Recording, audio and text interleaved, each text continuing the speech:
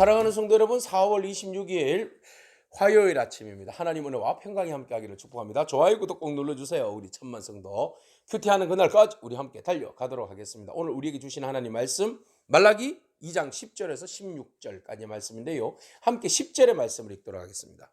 우리는 한 아버지를 가지지 아니하였느냐? 한 하나님께서 지으신 바가 아니냐?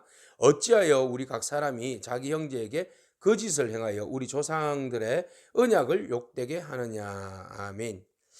하나님께서 이스라엘 백성의 그 제사장들의 잘못을 책망하셨습니다.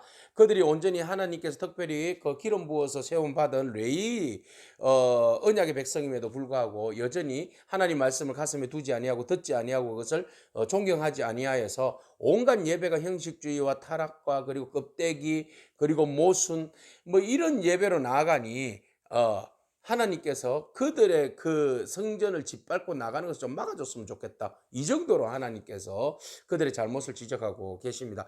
그 죄는 이제 제사장 그룹의 죄에서 넘어서서 일반 백성들의 죄까지 이제 연결되게 되는데요. 오늘 본문 말씀 10절을 통하여서 볼 때에 그 죄가 어떻게 되느냐?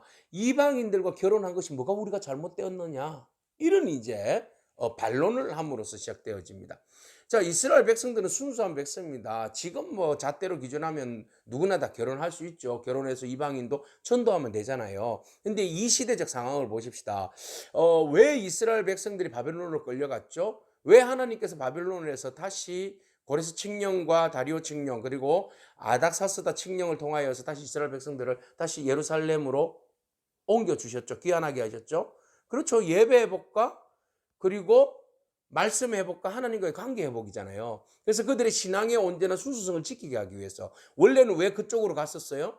그들의 신앙의 순수성을 잃어버렸기 때문에 이방인들과 혼합 결혼을 함으로써 완전히 오염되어 있는 그리고 그들의 신앙을 우상 숭배의 신앙을 가져왔기 때문에 그들의 온전한 여호와 하나님을 바라보는 신앙이 완전히 그냥 파괴되었기 때문에 하나님께서 그것을 건절하셨던 거고 특별히 이방 여인과 결혼을 막았던 것이죠. 자, 이방 여인과 결혼하게 되면 자녀들을 놓고 또 살아가는 일반적인 가정론으로서는 괜찮죠. 그러나 그들의 뿌리 속에 깊이 박혀 있는 것이 신앙이에요, 신앙. 예.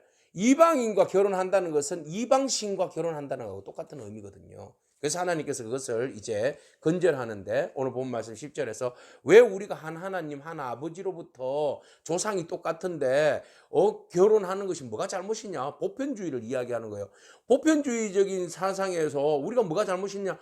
이렇게 이제 핑계를 대는 거죠. 그렇지만 그렇게 행하는 너희의 그 잘못된 사고 구조가 문제라는 거예요. 무엇이 문제입니까? 형제에게 거짓을 행하는 거예요.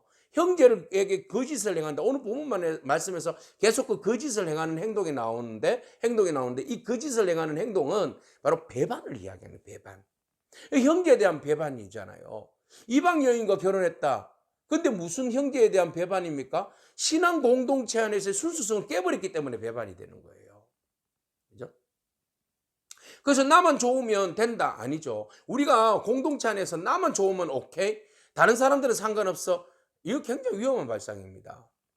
왜 공동체가 필요합니까? 공동체의 가치 기준과 공동선을 향하여서 같이 마음을 모으고 함께 나가는 것이 공동체잖아요. 그죠? 내 하고 싶은 대로 해서는 그건 공동체가 아니죠. 나 혼자 그냥 살면 되는 거예요. 근데 하나님께서 세우신 신앙 공동체에서 내가 이방인과 결혼함으로써 그 공동체의 절대적 가치를 흔들어 놓는다는 거, 오염시킨다는 것은 굉장히 위험한 발상이죠. 그러니까 형제에 대해서 거짓을 행하게 되는 것이고 조상들의 언약을 욕되게 하는 것이다. 11절에 유다는 거짓을 행하였고 가증한 일을 행하였는데 그것은 바로 무엇이라는 거예요? 여호와께서 사랑하시는 그 성결을 욕되게 했다. 보세요.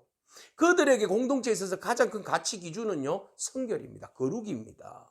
그런데 그들이 이방신의 딸과 결혼했어요. 이방인과 결혼도 아니고 이방신의 딸이에요. 보세요. 이방신을 숭배하는 사람과 결혼을 했다. 건강한 결혼입니까? 혼합주의잖아요. 종교적인 간음행위예요. 음행행위예요. 하나님이 가장 싫어하는 간음을 저지른 거잖아요. 근데 하나님께서 기뻐하시겠습니까? 절대적으로 기뻐하시지 않는 일들이잖아요. 그래서 하나님께서 그렇게 순수성을 강조해도 말라기 지금 제일 마지막 그 예언자가 이제 말라기 이후에 400년 동안 침묵하는데 마지막까지 하나님께서 이스라엘 백성들을 사랑한다고 말씀하시고 제사장의 본분을 제대로 행할 것을 말씀하시고 그리고 일반 백성들이 온전한 성결을 지킬 것을 말씀하시지만 여전히 이스라엘 백성들은 그 하나님의 뜻과 하나님의 말씀에 순종하는 것으로부터 거리가 멀더라는 거죠. 그래서 하나님께서 너희들을 12절에 야곱의 장막에서 끊어버리겠다. 이스라엘 백성, 야곱의 장막은 이스라엘 백성이에요. 이스라엘 공동체예요. 하나님이 그들을 다스리고 통치하시고 복주시고 함께 하시는 그 온전한 그룹이에요. 거기서 하나님께서 던져버리시겠다. 어제 말씀드리면 제사장들의 얼굴에 똥을 발라서 그냥 바깥으로 던져버리겠다. 이런 의미잖아요. 그러니까 하나님께서 사랑하고 지켜주시고 관계를 맺는 공동체로부터 배제된다는 거죠. 예. 이방신과 이방신의 딸들과 결혼하면 바로 이런 불이익을 당할 수밖에 없다. 이렇게 말씀하시는 겁니다. 자, 13절에 보세요. 그렇게 함으로써 이방인과 결혼하고 또 기존에 있는 그 가정의 부인을 버리고 그렇게 하는 그 행위들이 결국은 하나님의 성전에서 눈물과 울음과 탄식으로 제단을 가리는 일이 벌어진다.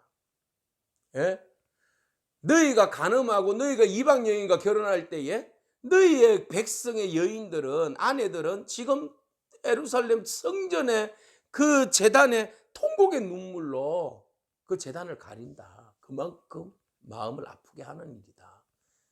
범죄하는 일이다. 이런 이야기예요. 또 다른 해석은 너희가 하나님 앞에 그런 짓을 하고도 하나님 앞에 눈물과 울음과 탄식으로 너희의 죄를 자복하면서 회개한다고 하면서 하나님의 은혜를 구한다 한들 봉헌물을 드린다 한들 하나님 기꺼이 받아주시겠냐. 가식적인 종교 행위 하나님 받아주시지 않는다. 이렇게 해석되어지기도 하고요. 아픈 여인의 가슴을 찢는 그런 행동이기도 하다. 이렇게 해석되어지기도 합니다. 자, 뒤를 이어서 보겠습니다. 14절에 너희는 이러기를 어찌 됨이냐? 왜 우리가 뭐 잘못됐습니까? 라고 또 반문한다는 거예요. 그들이 행하는 행위가 우리가 뭘 잘못했습니까? 우리 보편적인 인류애적인 사랑으로 이방인과 결혼한 게 뭐가 잘못되었습니까? 우리가 이렇게 회개하는데 하나님 왜 응답해 주지 않습니까? 왜 우리 봉헌을 받지 않습니까? 뭐가 잘못됐습니까? 그러자 하나님께서 뭐라고 말씀하십니까? 네가 어려서 맞이한 아내 사이에 여호와께서 너와 아내 사이에 여호와께서 정인이 되시기 때문이다. 그는 네 짝이요 너와 서약한 아내로되 네가 그것을 거짓을 행하였도다. 그에게 거짓을 행하였다. 그 아내를 배반했다. 대충 알겠죠? 어떻게 배반했습니까? 바람을 피운다든지 여인을 학대한다든지, 그죠? 여인에 대해서 아내에 대해서 존중하지 않고 무시한다든지 비하한다든지 이런 행위들을 우리는 총체적으로 이야기해서 아내에게 거짓을 행하였다, 잘못을 행하였다, 배반하였다, 이런 의미로 신뢰를 깼다, 신의를 저버렸다, 아내에게 형제에게 신의를 완전히 저버린 행위, 이런 이야기를 하는 겁니다.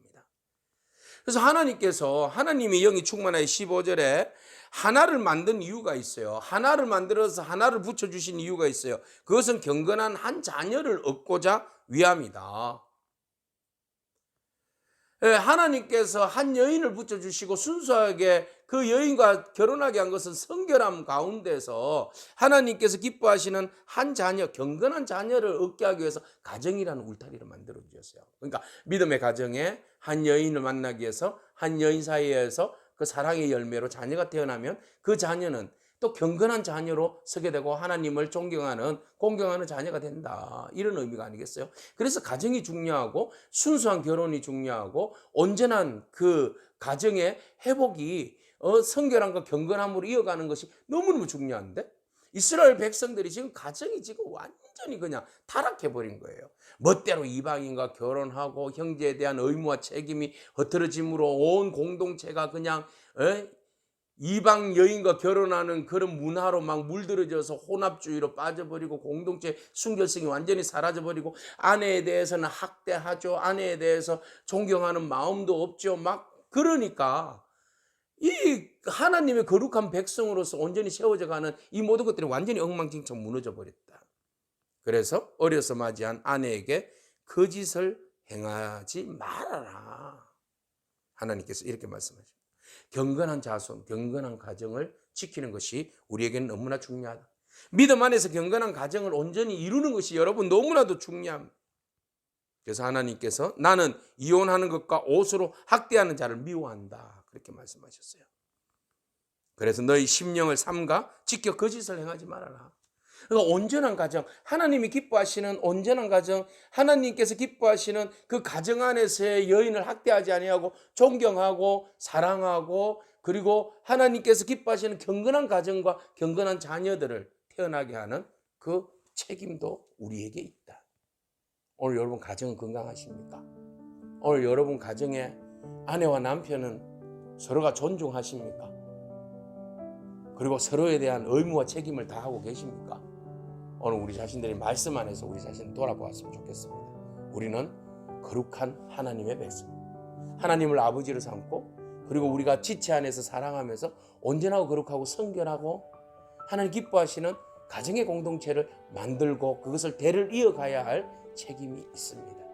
우리가 영적으로 이방 여인의 영적 혼합주의로 표방하고 있다면 그것으로부터 벗어나서 하나님 기뻐하시는 거룩한 신앙, 하나님만 바라보는 신앙, 하나님만 의지하는 신앙으로 우리 공동체의 성결함을 지켜나가는, 순결함을 지켜나가는 저와 여러분을 축복합니다. 그리고 아내를 사랑하십시오. 남편을 존경하십시오. 그래서 아름다운 하나님이 기뻐하시는 복된 가정이 되십시오. 기도하겠습니다. 주님 감사합니다. 이웃 사랑으로 증명되는 언약에 대한 성실성을 바라봅니다. 하나님, 우리가 이웃을 사랑한다는 것은 오늘 우리에게 주어진 상황과 환경 속에서 우리의 성결함과 우리의 거룩함을 지키는 것인 줄로 믿습니다. 하나님께서 우리를 공동체 안에서 믿음의 가정을 세워주셨고 믿음의 가정에서 서로가 서로를 존중하는 마음들을 허락하여 주셨는데 우리가 한 아내의 남편, 한 남편의 아내가 되어서 서로를 존경하고 존중하여서 믿음의 아름다운 계보들을, 경건한 계보들을 이어갈 수 있는 그런 하나님께서 기뻐하시는 온전한 가족들이 되게 하여 주시옵소서. 아내는 남편을 존경하게 하시고 남편은 아내를 사랑할 수 있는 그런 마음들이 있게 하여 주시옵소서. 감사드리옵고 예수님에게 하신 이름으로 기도합니다. 아멘. 오늘도 믿음으로 승리하길 축복합니다. 아멘.